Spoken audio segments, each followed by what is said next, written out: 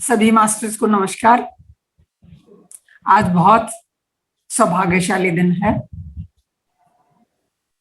आज के दिन गुरु रविंद्रनाथ टैगोर, जिन्हें हम गुरुदेव के नाम से जानते हैं, इस धरा पर आए थे। 7 मई 1861 को कलकत्ता में उनका जन्म हुआ। आज उनकी जयंती मनाने के लिए टीएमसी हरियाणा पे मैं और सरिता मैडम आए हैं। आइए सब मिलकर उनके जन्मदिन दिवस पर हम अपनी वार्ता को आगे बढ़ाते हैं। सभी को बहुत बहुत शुभकामनाएं उनके जन्मदिन की। बहुत बहुत अभिनंदन। आइए शुरू करते हैं। जी मैम, आपको भी बहुत बहुत बधाइयां और अपने सारे दर्शक साथियों को भी बहुत बहुत बधाइयां। भारत के गौरव, प्रख्यात कवि, साहित्यकार, संगीतकार, नाट्यकार, आध्यात्मिक लेखक, उपन्यासकार, यूं कहो कि कौन सा ऐसा एरिया था जो उन्होंने नहीं छुआ। सभी एरिया को उन्होंने बहुत अच्छे तरीके से छुआ। कौन है ये हैं रविंद्रनाथ टैगोर, जिन्हें हम प्रेम से गुरुदेव के नाम से जानते हैं। आज उनका जन्मदिन है। हम सबको बहुत बहुत बधाई कि हमारे गुरुवर इस देश में ऐसे ऐसे गुरुवर ने जन्म लिया जिन्होंने अपनी अमिट छाप हर क्षेत्र में छोड़ी है।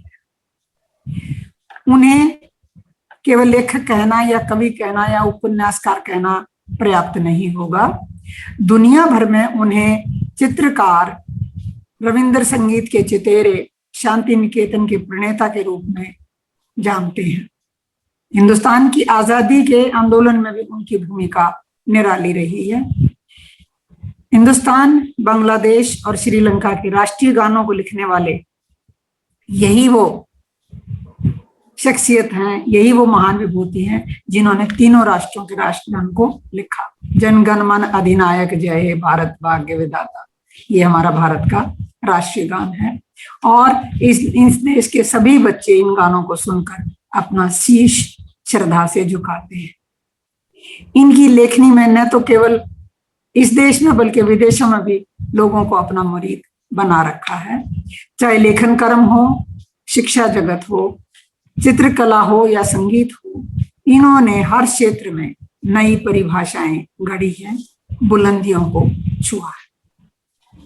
ये जो इतना काम किया है, ये इनको जो साहित्य में इतनी अभिरुचि हुई, इन्हें अपने परिवार से संस्कार मिले हैं। ये द्वारका नाथ के पोते थे, जो कि उस जमाने में आज से 250 साल पहले बहुत वैभवशाली और समृद्ध परिवार से संबंध रखते थे। इनका बहुत बड़ा बिजनेस था और ये बड़े सामाजिक और धार्मिक व्यक्ति थे। इनके बेटे थे देवेंद्रनाथ टैगोर और उनकी पत्नी शारदा, जिनसे रविंद्रनाथ टैगोर पैदा हुए। ये इनकी 14वीं संतान थी। द्वारकानाथ चाहते थे कि देवेंद्रनाथ उनके साथ बिजनेस में काम करें, लेकिन वह साधु प्रवृत्ति के व्यक्ति थे। वह ज्यादा सामाजिक कार्यों में, धार्मिक कार्यों में अपना समय लगाते थे। इनका इतना समृद्ध परिवार था कि इनके बच्चों को इनके घर पर ही तकरीबन शिक्षा दी गई। घर पर ही बहुत बढ़िया बढ़िया टीचर्स को इनवाइट किया जाता था, चाहे संगीत के थे, चाहे दूसरी विधाओं के थे। शिक्षकों को घर पर बुलाया जाता था। और इसके बावजूद भी घर पर एक फॉर्मल एजुकेशन ना होने के बाद भी रविंद्रनाथ टैगोर ने जूडो, रेसलिंग, स्विमिंग और ट्रैकिंग में भी काफी नाम कमाया। ये विधाएं भी उन्होंने सीखी।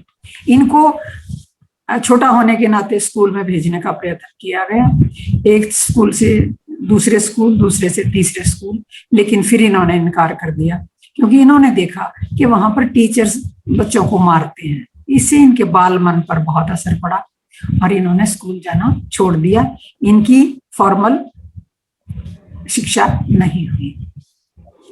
तो लेकिन इनके परिवार साहित्यिक परिवार था, उसके संस्कार इनके ऊपर पड़े। आप जानकर हैरान होंगे सरिता जी कि बड़े भाई विजेंद्रनाथ एक दार्शनिक और कवि थे।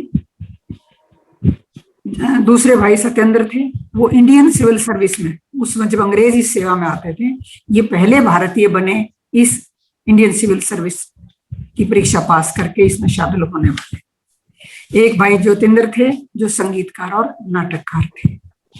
इनकी बहन थी स्वर्ण कुमारी, वो कवित्री और उपन्यासकार थी। क्योंकि इनकी पारंपरिक शिक्षा में रुचि नहीं थी, प्रकृति प्रेमी थे, इन्होंने जब देखा कि घर में ऐसा माहौल है कि सभी बड़े विद्वान और विदुषियां हैं, तो उन्होंने जब लिखना शुरू किया तो वो डरते थे कि कहीं जो मैं लेखन करूं वो सबको पसंद आए या ना आए। तो इन्होंने मैथिली में लिखना शुरू कर दिया, बंगाल की मैथिली भाषा थी जो, उसमें लिखना शुरू कर दिया, और छदम नाम से, भानु सिंह नाम से। और इनके जब ये 8 साल के थे तो पहली कविता लिखी इन्होंने, 16 साल के थे तो एक लघु कथा लिखी, और जब ये 3-4 कहानियां और कथाएं लिख चुके तो इन्होंने ये अपने परिवार के सामने रखा कि ये कोई भानु सिंह है और बहुत अच्छा लिखते हैं, पता नहीं आपको कैसा लगेगा। जब इनके परिवार को पता चला तो उन्होंने कहा ये तो लेखक बहुत बढ़िया लिखते हैं, इनको तो प्रोत्साहन मिलना चाहिए। तो तब उनका मन खुला और उन्होंने बताया कि ये मैं ही हूं जो कि लेखन में रुचि रखता। तो सरिता जी, आप बताइए कि जो इनकी लेखन में रुचि थी, इसमें और क्या क्या इन्होंने किया, क्या क्या आप इसमें समझती हैं कि आगे बढ़ के इन्होंने काम किया? जी मैम, आपने बिल्कुल सही कहा। जैसा कि आपकी इन्होंने बताया कि इनका परिवार था जो वो बिल्कुल संस्कारिक और एक शैक्षिक परिवेश मिला था। सभी लोग पढ़े लिखे थे, सिविल सर्विस में, भाई बहन कवित्री, दूसरे भाई गीतकार संगीतकार। लेकिन इनकी क्या खासियत थी, इनके अंदर ये सारी प्रतिभाएं एक ही व्यक्तित्व में समाई हुई थी। ये गीतकार भी थे, संगीतकार भी थे, चित्रकार भी थे और कवि भी थे और गीतकार भी थे। ये इसलिए, हाँ, ये आपने बात सही पकड़ी। ये आपने वो इनकी कोर्स सुनी होंगी कि उसको सब कुछ मिलता है जो किसी चीज के योग्य होता है। तो आप बताइए ये कैसे कैसे मिला? बिल्कुल मैम, इन्होंने अपने एक अमूल्य विचार में लिखा है कि हमें वही मिलता है जब हम उसको धारण करने योग्य हो जाते हैं। बिल्कुल ये सत्य बात है। हमारे जो भाग्य में तभी वो चीज आती है जब हम उसके योग्य हो जाते हैं। अगर इसी चीज को हम अपने पीएमसी परिवार में देखें, भी हम ध्यान से जुड़े हैं, पीएमसी परिवार से जुड़े हैं, तो कहीं ना कहीं हम में भी वो गुण है, हम भी उस योग्य हैं कि भी यहाँ तक पहुंच गए हैं। तो अभी तो सिर्फ ध्यान का ही हमारा उद्देश्य बचा है, सिर्फ ध्यान ध्यान ध्यान करेंगे, ऐसा हमें बहुत पहले ही रविंद्रनाथ टैगोर जी बता के चले गए। तो इसमें यही मैं आपको याद दिलाना चाहूंगी कि इनके पिता जो देवेंद्रनाथ थे, ये इनको लॉ की पढ़ाई करवाना चाहते थे और इन्होंने इसके लिए इंग्लैंड में इनको बैरिस्टर बनने के लिए भेजा भी, और ये वहां पर कुछ दिन इन्होंने लॉ की पढ़ाई की, लेकिन इनकी रुचि उसमें नहीं थी।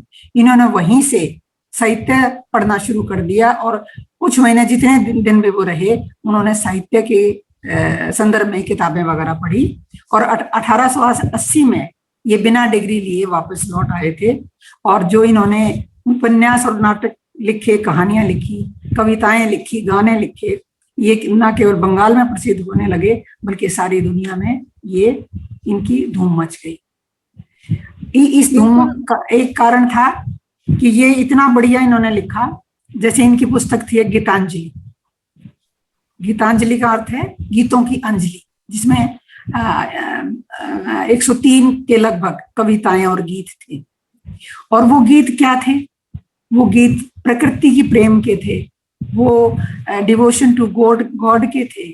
उसमें पेड़ पौधों का प्यार था, फूलों का प्यार था, पत्तियों का प्रेम था, ह्यूमन फीलिंग्स की टच थी, रिलेशनशिप्स थे। तो कोई भी जीवन का ऐसा पहलू रविंद्रनाथ जी ने नहीं छोड़ा जो उसमें ना किया हो। लेकिन इसके लिए वही बात है कि जब ये लिखते थे तो इनको जो परिवार से संस्कार मिले उसका बहुत बड़ा योगदान है। इनके पिता ने एक ब्रह्म समाज नाम की किताब लिखी जो कि उपनिषदों से लिए हुए श्लोक हैं, और वो इनके मॉर्निंग और इवनिंग में प्रेयर की जाती थी उसके ऊपर, तो सारी फैमिली करती थी। तो वो जो शुरू में इसके परिवार में जो गुण इनके अंदर, उससे ये खुद ऐसी प्रवृत्ति के थे, कुछ फैमिली का वातावरण हुआ तो ये इस तरह से आगे बढ़ने लगे कि जितनी भी जीवन से संबंधित चीजें थी। दूसरा, इनकी माता का देहांत हो गया था, शुरू में ये नौकरों के द्वारा इनका पालन पोषण किया गया, तो जो कमी इनके अंदर थी उसने उन्होंने दूसरी जगहों से उसको पूरा किया, और उसमें प्रकृति का, कुदरत का, यूनिवर्स का, परमात्मा का बहुत ज्यादा योगदान रहा। और जैसा कि आप कह रही थी, ये इसके योग्य भी थे, क्योंकि जिसको जो चीज मिलती है वो उसके काबिल होता है, तभी कुदरत, तभी यूनिवर्स उसको देती है। जी मैम, जैसा कि आपने ये सारी बातें बताई रविंद्रनाथ टैगोर जी के बारे में, उनसे एक चीज ही निकल कर सामने आ रही है कि आज का जो परिवेश है, हम बच्चे पे दबाव डालते हैं, उसके लिए खुद ही सपने बुन लेते हैं कि तुझे डॉक्टर बनना है, इंजीनियर बनना है, उसके सामने हम परोस देते हैं कि तुझे यही करना है। और ये परंपरा तो गुरुदेव ने, रविंद्रनाथ टैगोर जी ने बहुत पहले ही खत्म कर दी, जबकि उनके पिता उनको बैरिस्टर बनाना चाहते थे, लेकिन उनके जो नैसर्गिक गुण थे, वो जो रुचि थी वो साहित्य में थी, और उन्होंने वहां उनको अपनी रुचि को, अपने नैसर्गिक गुणों को पहचाना और बैरिस्टर की पढ़ाई, डिग्री लिए बिना ही लौट आए और साहित्य लेखन में अपना कार्य शुरू कर दिया। जैसा कि आपने बताया भी था कि शुरू में डरते थे कि भी मेरी रचनाएं कोई पसंद करेगा या नहीं करेगा, लेकिन जब आप अपने नैसर्गिक गुणों पर, प्रकृति ने जो हमें रुचियां दी है, जो देन दी है, उन पे चलते हैं, तो ये बात निश्चित है कि आप चरम पे पहुंचते हैं। और ये आपके सामने है बिल्कुल। रविंद्रनाथ टैगोर जी पहले, एशिया के पहले ऐसे व्यक्ति थे जिन्होंने नोबेल पुरस्कार प्राप्त किया था, तो इससे बड़ा चरम और क्या होगा मैम। इससे एक दूसरी कोट और भी है कि परमात्मा से वो मत मांगो, मांगना नहीं चाहिए, बल्कि जो हमें मिला है उसके साथ उस स्वीकार भाव में रहने में और उसका सामना करने में, अगर कोई कठिनाई है उसका सामना करने की शक्ति होनी चाहिए, और उसको मांगना नहीं चाहिए, जो मिल गया उसको स्वीकार भाव में लेना चाहिए। तो इस तरह से इन्होंने, जो इसके माता पिता की तरफ से और जो समाज की तरफ से, जो फैमिली की तरफ से हुआ, तो रविंद्रनाथ जी ने पूरा इसका फायदा उठाया और इसके ऊपर काफी काम किया। जैसे शुरू में इनकी माता का देहांत हो गया तो उनको एक कमी रह गई कि माँ का प्रेम नहीं मिला। इसी प्रकार फिर जो इनकी भाभी थी कदम्बनी, इन्हीं की उम्र की थी, तो वो उनके साथ समय बिताते थे, सारी चीज शेयर करते थे। लेकिन जब गुरु रविंद्रनाथ की खुद की शादी हो गई मृणालिनी देवी से, उसके 4 साल बाद कादम्बरी देवी का भी देहांत हो गया। तो एक कोई दोस्त जो जिंदगी से चला जाए तो वो भी एक वैक्यूम, एक खालीपन छोड़ जाता है। तो उसने भी इनके दिल पर, इनके मन पर, इनके भावों पर असर डाला। वो भी इनका जो ह्यूमन रिलेशंस है, ह्यूमन रिलेशंस का टच है, वो इसीलिए आया कि उस वक्त इनमें इस चीज का दर्द था, क्योंकि कोई भी जब अपना प्रियजन चला जाता है तो एक खाली जगह कर जाता है।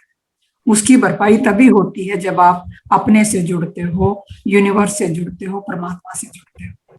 तो उन्होंने अपने इस दुख दर्द को एक सीढ़ी बनाकर और लेखन में इसको लगा दिया, संगीत में लगा दिया, नाटकों में लगा दिया। ये नाटक खेलते भी थे। और आप मानोगे कि जब इन्होंने देखा कि लोग अपनी अपने क्षेत्र में, शिक्षा के क्षेत्र में बहुत कट्टर हैं, एक दूसरे की जो अच्छी चीजें हैं उनको लेने के लिए तैयार नहीं है, तो 1901 में इन्होंने निश्चय किया कि मैं शांति निकेतन की स्थापना करूंगा। और ये शांति निकेतन की स्थापना कैसे हुई? ये यायावर प्रवृत्ति के व्यक्ति थे, घूमने वाले थे। इन्होंने न केवल देश विदेशों का भ्रमण किया बल्कि भारत में भी वो काफी जगह घूमे। एक बार इनके पिता देवेंद्रनाथ ने कहा कि क्या तुम हिमालय की सैर के लिए चलोगे? तो ये सहर्ष राजी हो गए और हिमालय की सैर के लिए पिता के साथ चल पड़े। जब इनका पहला पड़ाव श्री निकेतन में हुआ तो इनके पिता भी बहुत प्रसन्न हुए और विभोर हो गए उस प्राकृतिक छटा को देखकर, उस वातावरण को देखकर, और इतने खुश हुए कि उन्होंने वहां पर 7 एकड़ जमीन खरीदी। तो उस समय रविंद्रनाथ टैगोर के बाल मन पर जो श्री निकेतन की स्मृति की छाया पड़ी, वो उनको इस वक्त ले आई कि मुझे इस वक्त वहां पर उसका प्रयोग करके और एक ऐसी शिक्षण संस्था बनानी है जो कि मेरे सपनों को पूरा कर सके, जो वो अपने लोगों के लिए, अपने बच्चों के लिए सपना पूरा करना चाहते थे। जी मैम, बिल्कुल। जो शांति निकेतन की स्थापना हुई है वो उनका जो प्राकृतिक परिवेश के प्रति प्यार, उसी का Yes. परिणाम है। उनका मानना था कि अगर शिक्षा पद्धति पारंपरिक तरीके से, जो आज भी हमें क्लासरूम में 6 से 7 घंटे बैठा के रखते हैं, सामने किताबें खुलवा के रटवाने की कोशिश करते हैं, उससे शिक्षा प्राप्त नहीं की जाती। शिक्षा के प्रति उनका दर्शन अलग ही था। वो मानते थे कि भी बच्चे जब प्रकृति की गोद में, जब पेड़ पे चढ़ के, नीचे बैठ के, लेट के, जिस भी अवस्था में वो ग्रहण करना चाहे, वो बच्चे प्रकृति बिना किसी दबाव के, बिना किसी तनाव के, स्वतंत्र प्रवेश में जब शिक्षा ग्रहण करेंगे तो अपने आप ही उनके अंदर शिक्षा का भाव आएगा, ज्ञान आएगा। और उसी के लिए उन्होंने जो शांति निकेतन की स्थापना की। और जैसा आप बता रहे थे कि वो भ्रमण का शौक था, वो नाटक खेलते भी थे, तो उन्होंने घूम घूम कर नाटक खेले, नाटकों का प्रदर्शन किया और शांति निकेतन के लिए पैसा इकट्ठा किया, धन इकट्ठा किया। ये उन्होंने स्वयं प्रयास किए मैम। जो आप कह रहे हो बिल्कुल ठीक है कि प्रकृति के सानिध्य में उन्होंने इसकी जब स्थापना की स्कूल की, तो वहां पर करिकुलम भी ऐसा बनाया गया जो कि बच्चे का ओवरऑल विकास हो। जैसे कि बच्चे वहां पर 4 बजे उठते थे, सुबह सुबह राग भोपाली गाते थे और प्रभात फेरी निकालते थे।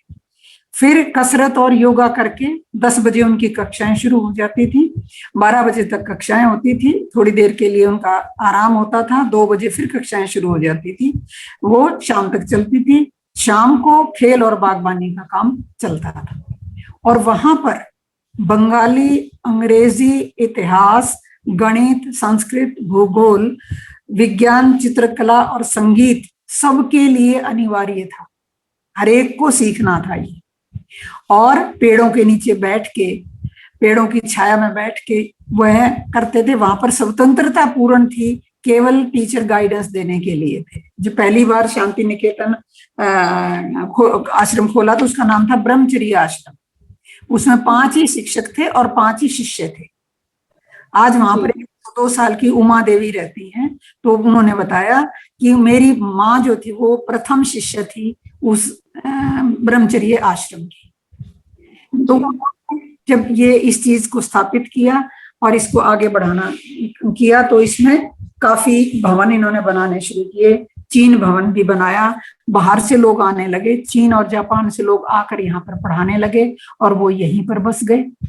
और जब इन्होंने गीतांजलि लिखी, तो गीतांजलि से जो पश्चिम में इनका परिचय हुआ पश्चिम के लोगों से, तो वहां पर होड़ लग गई कि इसमें दाखिले लेने के लिए बाहर के बच्चों की। 1921 में यह विश्व भारती नाम की संस्था बना दी गई, जो कि अंतरराष्ट्रीय स्तर का विद्यालय मानी गई। 22 दिसंबर को उद्घाटन में गुरु रविंद्रनाथ जी ने कहा कि ये किसी संस्था, किसी एक व्यक्ति की नहीं है, बल्कि अब ये समूचे संसार की है। यह एक वैश्विक विद्यालय है, इसमें सारी दुनिया के बच्चे पढ़ेंगे, जो शांति निकेतन में स्थित है। ये एक ऐसी जगह है जहां पूर्व और पश्चिम से मिलता है। It's a home in a single nest. एक ही घोंसले में ये पूरा घर है, विश्व का घर है। और इसके अंदर इनको खर्चे की बहुत ज्यादा समस्या है। इनकी वाइफ ने शुरू में, मृणालिनी ने, अपने सोने के गहने, सोने की घड़ी और अपना घर भी बेच दिया और काफी जितनी इनकी जायदाद थी वो बेच दी। धीरे धीरे इन्होंने सारा सब कुछ शांति निकेतन पर लगा दिया। जब भी पूरा नहीं हुआ, फिर इन्होंने नाटक वगैरह खेले, ड्रामे किए, उनमें से धन प्राप्त किया। इनका गांधी जी के साथ बड़ा अच्छी दोस्ती थी। एक बार ये चित्रांगदा नाटक खेलने के लिए दिल्ली गए, तो जब महात्मा गांधी ने देखा तो उनको थोड़ा सा दुख हुआ कि उनको पैसों के लिए दिक्कत हो रही है, तो उन्होंने अपने एक शिष्य से 50,000 रुपये उसमें दान भी करवाए। कांग्रेस के सम्मेलन हो रहा था, उसमें गुजराती लोग थे। गुजराती लोग शांति निकेतन देखने आए, तो वो इतने प्रभावित हुए कि उन्होंने सारा जिम्मा खर्चे का गुजराती लोगों ने ले लिया। उससे गुरु रविंद्रनाथ को बहुत ही मदद मिली। उससे गुजराती बच्चों को प्रायोरिटी के तौर पर इसमें एडमिशन दिया जाने लगा और ये धीरे धीरे संस्था एक ऐसी संस्था हो गई जिसमें सभी का योगदान हो गया और सभी इसमें शामिल हो गए। तो शांति निकेतन एक ऐसी संस्था है जो कि अनुकरणीय है। आज भी हमारी जनरेशन के लिए ऐसी संस्थाओं की आवश्यकता है जहां वो अपनी प्रतिभा का प्रदर्शन कर सकें, जो उनके अंदर क्रिएटिविटी की भावनाएं हैं वो कर सकें। रटे रटाए जो प्रश्न हैं या जो रटी रटाई शिक्षा है वो ब्रेन तक रहती है, ब्रेन से हर ब्रेन में वो नहीं जाती। तो अगर हमने बहुत ऊपर तक जाना है, क्रिएटिविटी में जाना है, तो फिर ऐसी परिवेश में प्रकृति के नजदीक जहां पर परमात्मा की सीधा संपर्क हो, उसमें वातावरण में रहें तो बच्चों को बहुत कुछ मिल सकता है।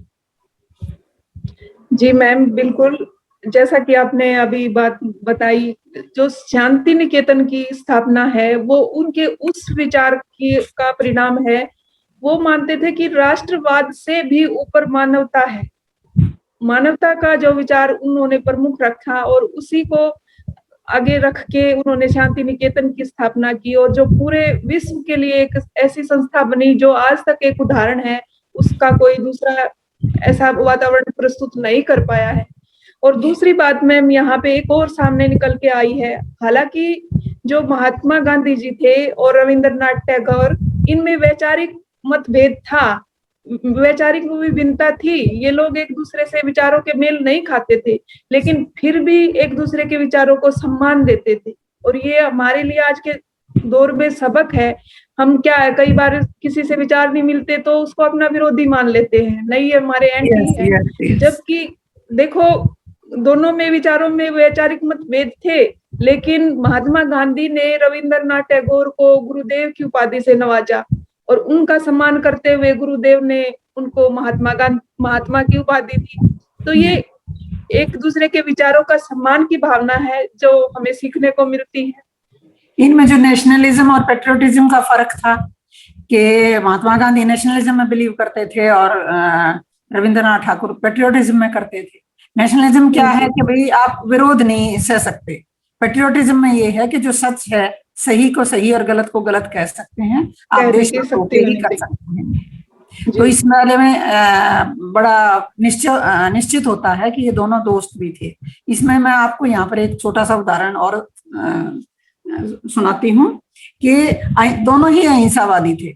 तो कितने अहिंसावादी थे, एक दूसरे की सिर्फ होड़ थी उनकी। एक बार गांधी जी के पास रविंद्रनाथ टैगोर रुके हुए थे, तो वो शाम को सैर करने के लिए जाने लगे। तो गांधी जी बाहर दरवाजे पे इंतजार कर रहे थे, रविंद्र जी ने थोड़ी सी देर लगा दी। तो वो अंदर गए तो उन्होंने देखा कि वो शीशे में कंघा कर रहे हैं, शीशे में देख के। तो उन्होंने कहा कि शाम को चल रहे हैं, क्या जरूरत है शीशे में देख के तुम कंघा कर रहे हो बालों का, जैसे मर्जी बालो। बोले नहीं, ये हिंसात्मक है। जो भी आंख मुझे देखे और मुझे गंदे रूप में देखे, शैबी रूप में देखे, वो तो हिंसा होगी, और मैं नहीं चाहता कि मेरी वजह से किसी को भी हिंसा हो। तो महात्मा गांधी सन्न रह गए कि ये जो माइन्यूट से माइन्यूट हिंसा है उसका भी पालन गुरु रविंद्रनाथ टैगोर करते हैं।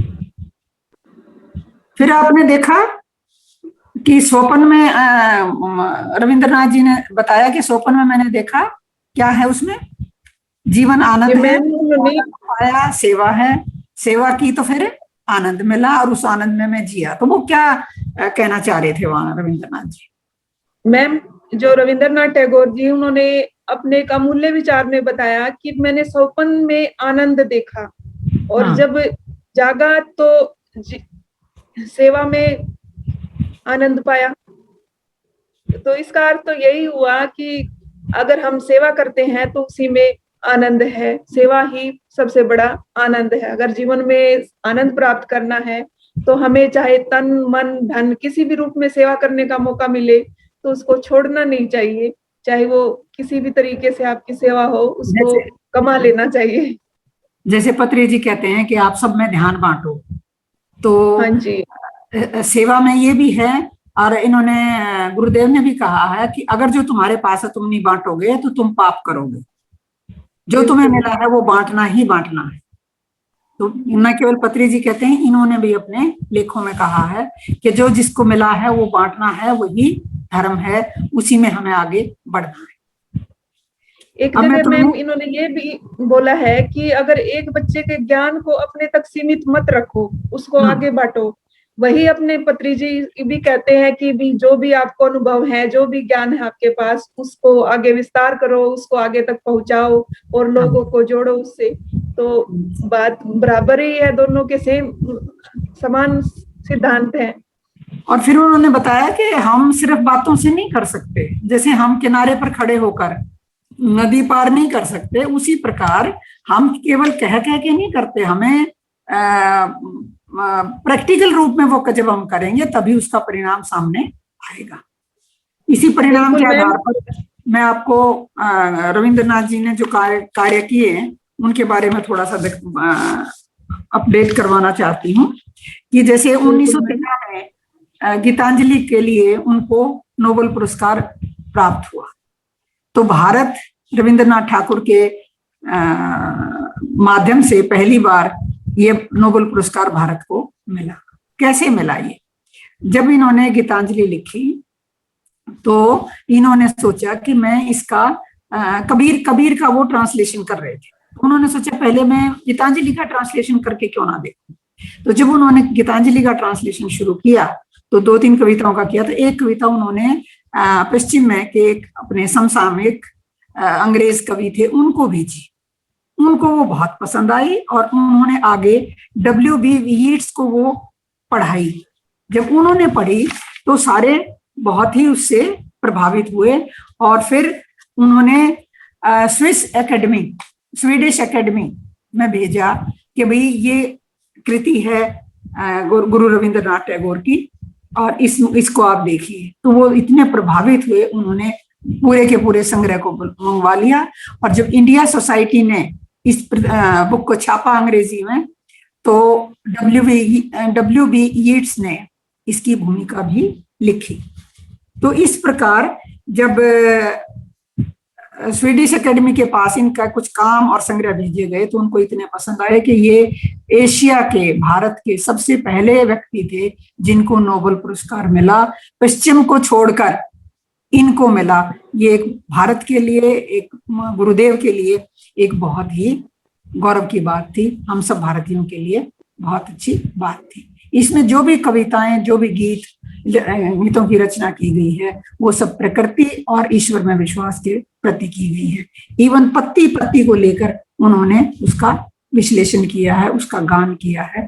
तो गीतांजलि अपने आप में एक ऐसा ग्रंथ है जो सबको पढ़ना चाहिए और जो सबको राह दिखाने वाला है। अब आप थोड़ा सा और हमें एनलाइटन करें कि हम दुख में प्रार्थना करते हैं। जी मैम, प्रार्थना करते हैं, हमें दुख में प्रार्थना नहीं करनी चाहिए, हमें ये प्रार्थना करनी चाहिए कि दुख को सहने की शक्ति हमें दे। इसके बारे में इन्होंने क्या कहा? जी मैम, इन्होंने बोला कि इनका एक अमूल्य विचार है, बोले हम प्रार्थना करते हैं कि गमों से विरक्ति हो, मतलब हमारे जीवन में गम ना हो, जबकि हमें प्रार्थना करनी चाहिए कि गमों को सहन करने की शक्ति हो। जब हम आप कभी भी जीवन में कहते हैं भगवान हमें कष्ट न देना, हमें दुख न देना, तो ऐसा करने की जरूरत ही नहीं है। कितने भी कष्ट आए, कितने भी दुख आए, हम इतने सामर्थ्यवान हो कि उनको हंसते हंसते हुए सहन कर जाए, उनका सामना करें, उनमें भी उसी तरह से मुस्कुराएं जैसे सुख में मुस्कुराते हैं। तो कभी भी आप गमों से विरक्ति मत मांगिए, हमेशा गमों को, दुखों को, कष्टों को सहन करने की शक्ति मांगिए। यही उनका प्रार्थना का भाव था मैम। यही प्रार्थना का भाव था। और ये जो प्रार्थना की बात आपने की, मैं आपको बताना चाहूंगी कि शांति निकेतन में इन्होंने जब ब्रह्मचर्य आश्रम की स्थापना हुई और 5 शिष्य और 5 टीचर इन्होंने बुलवाए, जिसमें से 1 अंग्रेज और 3 ईसाई थे। ये भारतीय संस्कृति के जानकार और पैरोकार थे। छात्रों के लिए गुरुदेव ने स्वयं एक प्रार्थना लिखी थी। आप वो प्रार्थना सुनेंगे तो बहुत प्रसन्न होंगे।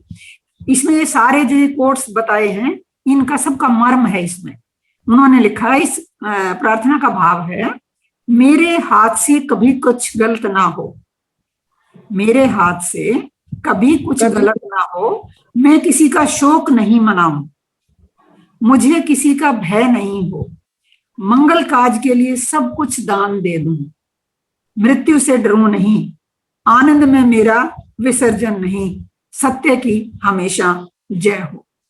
और प्रार्थना के बाद वह गायत्री मंत्र का पाठ करते थे और सभी विद्यार्थियों को उसका अर्थ समझाते थे। अध्यापक के लिए कहते थे कि अध्यापक दीपक के समान है, उसके ज्ञान से, ज्ञान के प्रकाश में बच्चे सीखते हैं। हमें बच्चों को सिखाना है, बच्चों से हमें पाने की उम्मीद नहीं रखनी चाहिए थी। इसी कारण इन्होंने टीचर्स को इतनी अहमियत दी कि सारे संसार से जो बेस्ट टीचर्स थे वो शांति निकेतन में इन्होंने बुलाए और वो वहां बसे और उन्होंने इसको बहुत बड़ा रूप दिया, जो कि आज सभी के लिए अनुकरणीय है। एक बात और था कि भाई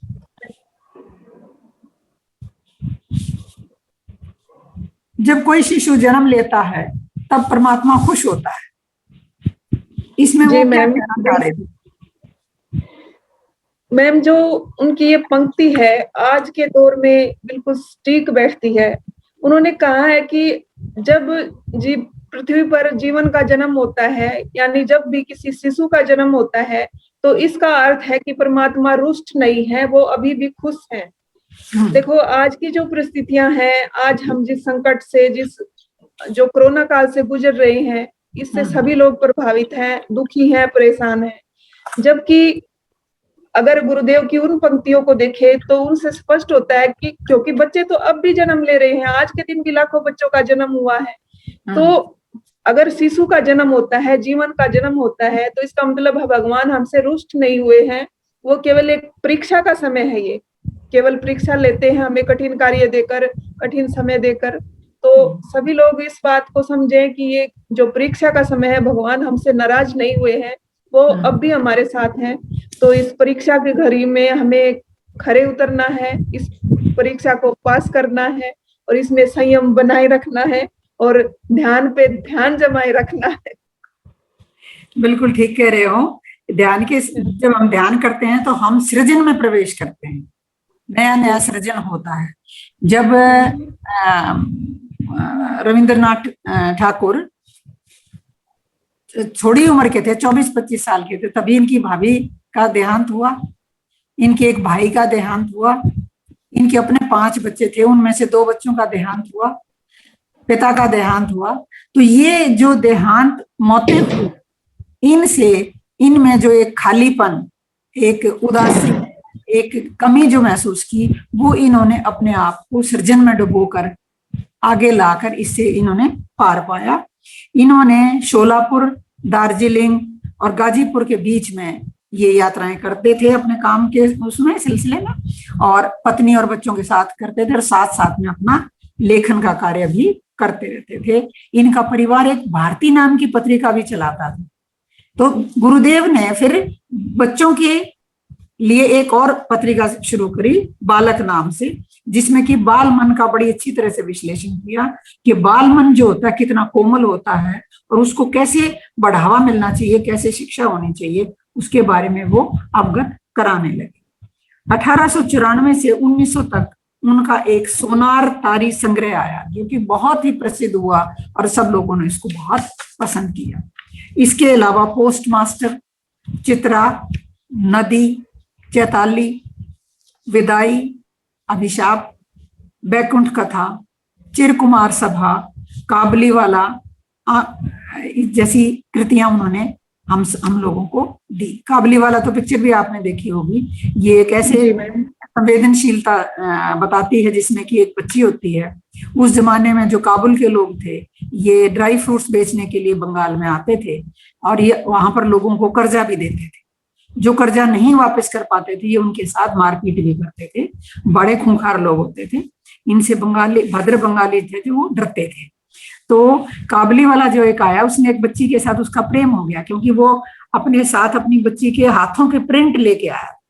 तो जब वो उस बच्ची के हाथ देखता था तो उसके साथ बहुत लगता था कि ये मेरी बच्ची है। तो ये काबलीवाला जो फिल्म बनी, इसमें ये मनुष्य की संवेदनशील भावनाओं को व्यक्त करती है और ये बहुत ही मशहूर हुई। और इनमें काफी ऐसी पिक्चरें थी जिसमें कि तपन सिन्हा, सत्यजीत रे, ऋतुपर्णा घोष, इन्होंने आगे आकर इन पर पिक्चरें बनाई। इसके अलावा इनका एंसेस्ट्रल हाउस जो कलकत्ता में है, वहां पर रविंद्र भारती यूनिवर्सिटी की स्थापना की गई, जहां पर आर्ट और कल्चर की एजुकेशन दी जाती है। टैगोर का चिंतन आज की जनरेशन के लिए बहुत जरूरी, क्यों जरूरी है कि हम जो ओल्ड फैशन सब्जेक्ट्स हैं उनके पीछे पड़े हुए हैं, या ऐसे सब्जेक्ट्स जो हमारे जीवन में आज रिलेटेड नहीं है, ऐसे सब्जेक्ट हम पढ़े, हमें ऐसे सब्जेक्ट पढ़ने चाहिए जो हमारे से रिलेटेड हो। तो आज की जनरेशन के लिए टैगोर का चिंतन बहुत ही अनिवार्य है। उन्होंने बांग्ला, अंग्रेजी और संस्कृत में अपनी तरीके से किताबें लिखी, और इस तरह से लिखी कि वो उनको कहीं भी बैठकर पढ़ा सकते थे। जैसे शांति निकेतन में उन्होंने किया, तो पेड़ के नीचे बैठ के, बाहर आंगन में बैठ के उन्होंने ऐसी व्यवस्था की कि मनुष्य जहां से आया है, प्रकृति के वातावरण से आया है, तो प्रकृति के साथ मिलकर वह अपनी जो नैसर्गिक गुण है, नैसर्गिक नेचर है, उससे दूर ना होकर सृजनात्मक बनता रहे। इसके अलावा रविंद्र संगीत में उन्होंने 2000 से अधिक गाने लिखे। बांग्ला संस्कृति का रविंद्र संगीत एक अभिन्न अंग है, उसे उनके साहित्य से हम अलग नहीं कर सकते हैं। उनकी अधिकतर रचनाएं संगीत में शामिल हो चुकी हैं। एकला चलो रे उनका एक बहुत मशहूर गीत है। उन्होंने कहा था कि तुम अपने उद्देश्य में अडिग रहो, अगर तुम्हारे साथ कोई चलता है तो ना चले, बहुत अच्छी बात है, नहीं चले तो तुम एकला चलो। क्यों? क्योंकि राम सहायक उनके होते जो असरम सहायक होते हैं। God helps those who help themselves. हाँ, तो ये उन्होंने किया। इसके अलावा उन्होंने पेंटिंग्स भी बनाई। 60-62 की उम्र में उन्होंने आके पेंटिंग शुरू की। उन्होंने उनकी पेंटिंग्स में आदिवासी चेहरों को उन्होंने अपनी तुलिका से कैनवस पर उतारा है। बाटिका प्रिंट जो आजकल हम सुनते हैं, पहनते हैं, और राजस्थान में इसका बहुत प्रचलन है, ये टैगोर ही इंडोनेशिया से लाने वाले थे। इसके अलावा डांस ड्रामा में नृत्य देखेंगे तो नृत्य नाटिकाओं में मणिपुरी, छाऊ और इंडोनेशिया और बाली में होने वाले नृत्यों में भी हमारे इन नृत्यों की छाप दिखाई देगी। अपने जीवन के अंतिम दिनों में, अंतिम दशक में सामाजिक तौर पर बहुत ही सक्रिय रहे। उन्होंने 1 दर्जन से ज्यादा गद्य और पद्य लिखे, विज्ञान से संबंधित लेख भी लिखे, और जैसा कि मैंने अभी बताया था, काबुलीवाला, डाकघर, गोरा, 3 कन्या, चारुलता, अतिथि, नौकाडूबी आदि फिल्में बनाई। सत्यजीत रे ने, तपन सिन्हा ने, ऋतुपर्णा घोष ने। इनमें रहस्यवादी भावनाएं थी, संबंधों पर इनका पूरा विवेचना थी, और विश्व एक वसुधैव कुटुंब है। हम वसुधैव कुटुंबकम की विचारधारा में विश्वास करते हैं। हमारी शिक्षा केवल ऐसी शिक्षा नहीं है जो केवल भारतीयों के लिए थी, हमारी शिक्षा पूरे विश्व के लिए थी, जो पूरे विश्व को जोड़ती है। तो उनके 2 चीजें जीवन की बहुत महत्वपूर्ण है जो हमें याद रखनी चाहिए। पहला है एकला चलो रे, अगर आपने आगे बढ़ना है तो कभी साथ की आवश्यकता नहीं है। मान लो आप कहते चलो ध्यान करते हैं, अगर आपके साथ ध्यान करने वाला नहीं है तो आप ध्यान को छोड़ेंगे नहीं, साथ अकेले चलेंगे, क्योंकि आप अकेले होते ही नहीं। आप अकेले कहाँ होते हैं? बॉडी, माइंड और सेंसेस के अलावा क्या है आपके पास? सोल, चौथी सोल है, और 5वां परमात्मा। तो एकला कहाँ? तो इस संसार के लोगों को अकेले लगते हैं, वैसे हम अकेले नहीं हैं। एकला चलो रे और वसुधैव कुटुंबकम हमारा एक उद्देश्य होना चाहिए। वो कहते थे कोई आपकी बात सुने या ना सुने, आपको अकेले निकल पड़ना है। अपने आखिरी दिनों में 1939 में वो बेहोश हो गए, बीमार पड़ गए, और बीमार रहते रहते 7 अगस्त 1941 को उन्होंने इस संसार को अलविदा कह दी। उनके मॉर्टल शरीर ने अलविदा कही है, वो आज भी हमारे साथ हैं। अपनी रचनाओं में, अपनी कविताओं में, अपने गानों में, अपने संगीत में, अपने नाट्यकार में, अपनी संस्थाओं में वो आज भी हमारे साथ हैं। हम उनको शत शत नमन करते हैं, शत शत नमन करते हैं, शत शत नमन करते हैं। जी मैम, बिल्कुल एक ही पंक्ति के साथ आज के इस कार्यक्रम को समापन करना चाहेंगे। जिस प्रकार जीवन में सूर्य का महत्व है, उसी प्रकार साहित्य जगत में रविंद्रनाथ टैगोर का नाम है। जैसे रवि हमारे जीवन में महत्व रखते हैं, रवि के बिना जीवन नहीं, उसी प्रकार रविंद्रनाथ टैगोर के बिना साहित्य का नाम नहीं। और उनके नाम में भी रवि है, उनके नाम में भी रवि है, और वो छद्म रूप में भानु सिंह के नाम से लिखा भी करते थे, तो वो रवि तो मैम, इसमें कोई दो राय नहीं। उस सूरज की चमक हम सब पर पड़ती रहे और हम सब आगे बढ़ते रहे, यही इसी अपेक्षा के साथ आज हम विदा लेते हैं। धन्यवाद। धन्यवाद।